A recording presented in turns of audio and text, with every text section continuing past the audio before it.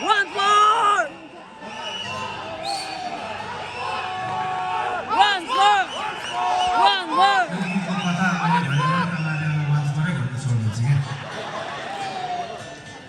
म दार्जिलिङ गइबस्थेँ अनि फ्याट्ट एउटा केटी देख्यो मैले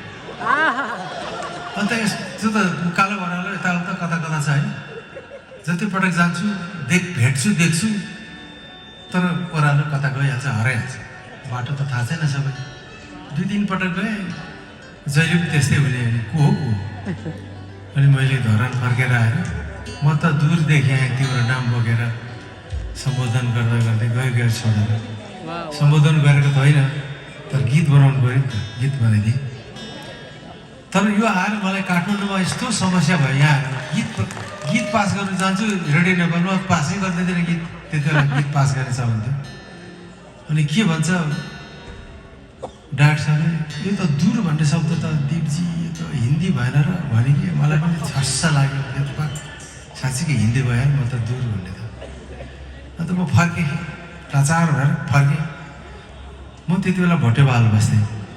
यसो सुन्दारा भएको त दूरसञ्चार देखेँ क्या मैले नेपाल दूरसञ्चार चाहिँ नेपाली मेरो दूर चाहिँ हिन्दी फेरि फर्केर गयो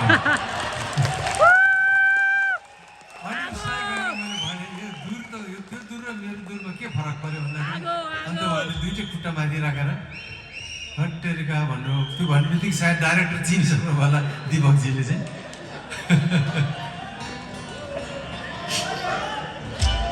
म यहाँलाई अर्को एउटा गीत सुनाउन चाहन्छु मलाई लाग्छ यहाँले सुन्नु चाहनुहुन्छ जस्तो लाग्छ म ट्राई गर्छु बच्चे बाजा पनि बजाउँछु म कहिलेकाहीँ ओके गो त्यो मैले गाएपछि तपाईँले मन पर्नुहुन्छ मलाई थाहा छ हस् लु बजाउनुहोस् तपाईँ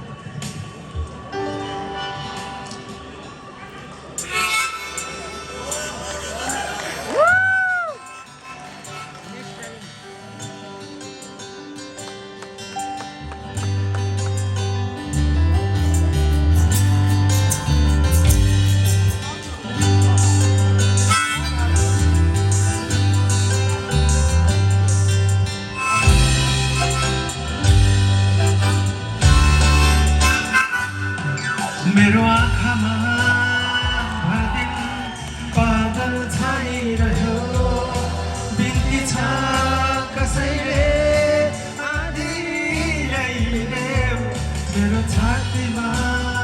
भरात रातले टेकिरह्यो बिन्ती छ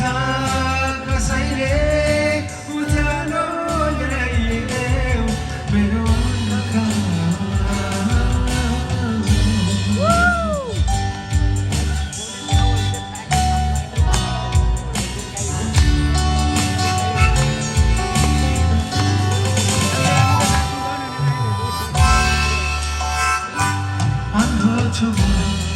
बाटो खोजी हिँड्छु मलाई बाटो देखाऊ अन्धो छु म बाटो खोजी हिँड्छु मलाई बाटो देखाऊ मेरो आँखामा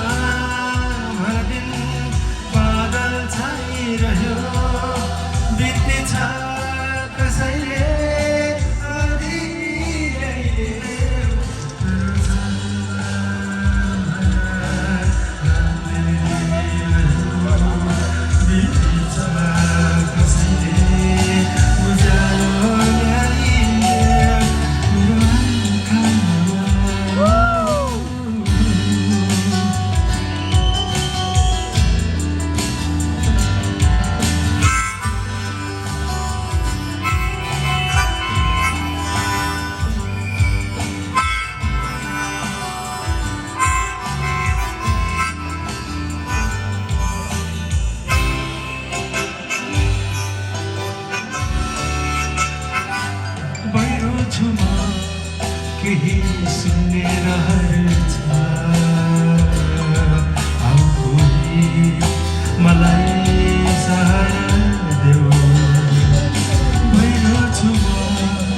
केही सुन्ने रहेछ कोही मलाई सहारा देऊ मेरो आँखामा भरदिन बादल छाइरह्यो बिन्ती छ कसैले आँधी ल्याइदेऊ मेरो छातीमा भरा रातले देखिरह्यो बिन्ती छ कसैले उज्यालो ल्याइदेऊ मेरो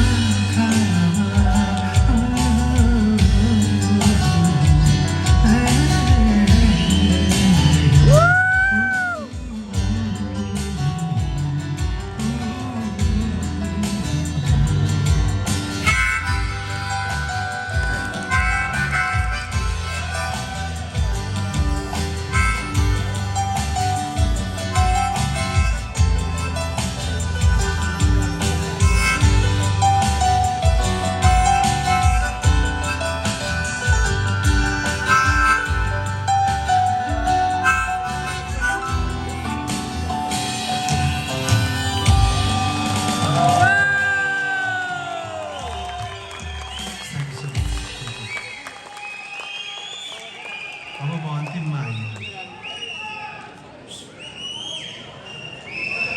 म त अब अन्तिममा आएँ ओके ई माइनर प्लिज हजुर म अब कति बसेर उठेर गर्छु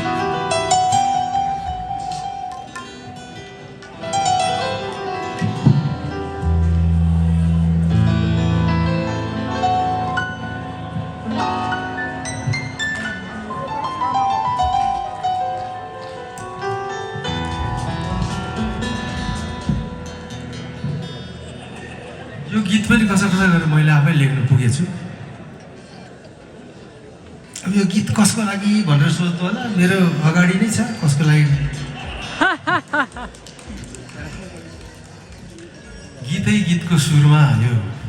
कहिलेकाहीँ गीतकार पाइँदैन क्या त्यही सुरमा यो मैले लेख्ने मौका पाएर लेखेको हो खासमा र भयो कस्तो भने एउटा इन्ट्रेस्टिङ कुरा पनि छ यसमा मलाई मेरो मिसेसले यो गीत कसको लागि लेखेको भनेर फ्याट्टै सोध्यो म पनि जान्ने भएर छिटो जवाब दिएर तिम्रै लागि भनेछु अनि उनले के भनिन् भने यो गीत तपाईँले दार्जिलिङमा आएर गाउँदा त म त बुवाउको काखमा पो थिएँ भने क्या अन्त मैले ढाँटेको जस्तो भयो नि त अब त्यहाँ म त राम्रै पक्राउ परेँ कि त्यति बेला तर कसको लागि लेखेँ त्यो थाहा छैन तर म बार म यही भन्छु कि मैले मेरो यो गीत मेरो श्रीमतीकै लागि लागेको